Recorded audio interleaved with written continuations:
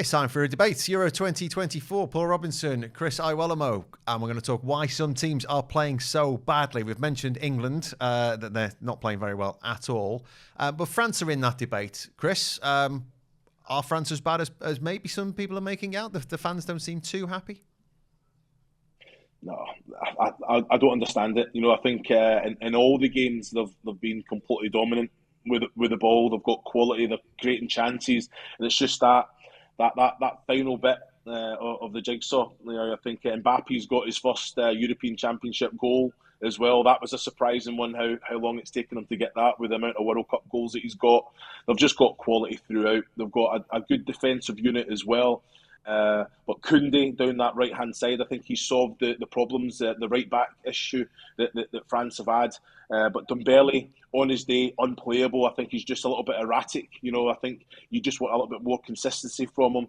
I think Rabiot, he's the man that does everything, but he's just he goes under the radar for whatever reason. I think Griezmann, record breaker. I think he will. He'll go on and take Platini's record in this tournament. They're just getting stronger and stronger. Even in that poor showing against the Netherlands, the 0-0, they could have had 3-4 goals, and that was without Mbappe, and it was big opportunities. So it's I was surprised with the Poland one. I think they weren't really clinical in the attacking third. There's a few arguments between Dembele and Mbappe, but that's in part and parcel. They're winners. They are going to get stronger and stronger, and they're at the tough end of the draw as well. So they've got to kind of go through the teams. But I feel that this will be a comfortable victory. So yeah, it's going to be good. But they're not scoring goals, are they, Paul? And as we've said before, who could beat the French? Well, it's usually the French. But they've got a few other teams in there now to compete with in that side of the draw. Listen, they've got a tough side of the draw. I mean, when you look at the side of the draw, we've talked about it in the pre games and the predictions. The side of the draw they're in: Spain, Portugal, Germany, Belgium. The French have got to get potentially past to get to the final. It's not an easy side of the draw, but we talked about teams that are underperforming. There's a couple. France have underperformed results-wise, but Chris has seen them firsthand. So performance-wise, that's probably a little bit unfair and harsh. England, they've underperformed performance-wise. Results-wise, they haven't underperformed. They've topped the group. They've topped the group clearly. There's nothing else they can do. But performance-wise, you would expect more than what you've seen. And the way that England have played, you can't see them growing into a tournament and progressing unless they get a fantastic win over Slovakia and everybody forgets about what's gone before. Whereas the French, you've seen enough in games to something that they'll build on and they'll go on. The Belgians, the last game, they were disappointing. And I think there is a couple of teams that are looking for that spark.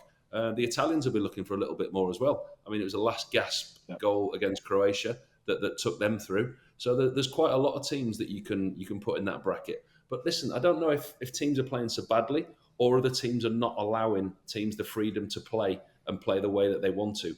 And they're having to find different ways. You've got to give a lot of credit to the teams that have come through, the likes of Georgia, Romania, etc. Let's say England, France, Belgium that we discussed that saying are playing so badly, they've not had it all their own way and they have to find a different way of playing. Chris, it's always good I have to agree with that totally, Dave. Yeah, it's always good to find some excuses, though, isn't it? If you're not playing very well. I mean, the Frankfurt pitch, is it the roof in Gelsenkirchen? It's very sweaty in there. And just the fact that all these players just play way too much football and they're all really tired. Bless them. I mean, you can find an excuse, but it's all about the next game, really, isn't it? No, well, it is, but that's something I have noticed, Dave. I think even the Dusseldorf arena, I think they've laid that pitch 4 times, and you're not allowed on it really until only matches. So there is an issue with some of the surfaces, but it is an excuse. Both teams have to go and do the exact same. But Paul's exactly right. I think it was the latter. I think teams are setting up to be hard to be broken down, and like you say, when you're playing in this again, the heat and things, the weather's been a little bit erratic over here. But the quality of these players, they should be moving the ball quicker. They should be solving those problems out there on the pitch. And for whatever reason, they're finding it very difficult. But the teams like you say in Romania, Slovakia, Slovenia, they as well as being defensively sound, I think it's in that transition they're using the ball and being a threat themselves and really capitalising on the opposition. Bombing forward and leaving those little kind of holes in behind. So it's just an understanding of what they have to do. But defensively, these teams are ticking the box. I just feel that the bigger nations are going to kind of come through it. You know, I think the quality there, individuals, they are where they are, and they've not really performed well. That's saying something to me. England finishing top of the group, France where they are without scoring a goal. Now it's ridiculous. You know, it's scary. So I just go the better nations are going to come through it.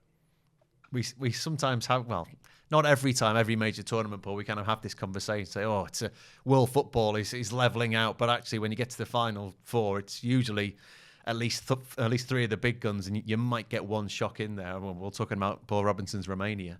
This is you never know. We'll get onto that. But what do you think? I mean, you're looking at the big teams. You could see it still happening again, can't you? In this, the cream will rise to the top effectively. Well, I think when we did our pre-Euro show, me and Neil both predicted a Portugal-France final. He predicted Portugal winners, I predicted France winners.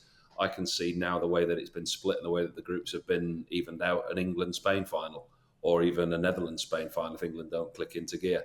It's, you're right, that the cream rises to the top. Sometimes it takes a little bit longer than other times, but those teams will be there at the very end, and it will be the usual suspects. Hence the reason that the bookmakers put them as favourites, because they don't want to lose money, and they're very, very rarely wrong, apart from Greece a long time ago. Greece and Denmark, you never know. That is a quick debate there between Paul Robinson and Chris Iwelumo. Thank you for that, chaps.